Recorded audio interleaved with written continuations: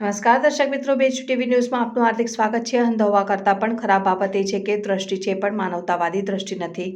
આંતરરાષ્ટ્રીય દિવ્યાંગ દિવસની ઉપલક્ષમાં વર્લ્ડ ફ્રન્ટલાઇન વોરિયર્સ વડોદરાના સભ્યો નિશ્વર સોની અને ભરતભાઈ માચી પ્રમુખ ડોક્ટર સૈનીના માર્ગદર્શન હેઠળ દિવ્યાંગ બાળ સેવામાં જોડાયા. આંતરરાષ્ટ્રીય દિવ્યાંગ દિવસની ઉજવણીના ભાગરૂપે ફ્રન્ટલાઇન વોરિયર સંસ્થાના દિવ્યાંગ સદસ્ય અને સહયોગી સમાજસેવકના સંયુક્ત ઉપક્રમે આયોજિત કાર્યક્રમમાં ઉપસ્થિત 1000થી વધુ દિવ્યાંગ બાળકો અને અન્ય દિવ્યાંગ સમુદાયના ઉપસ્થિત નાગરિકોને આંતરરાષ્ટ્રીય દિવ્યાંગ દિવસની શુભેચ્છા આપતા ડેરી મિલ્ક ચોકલેટનું વિતરણ કરવામાં આવી.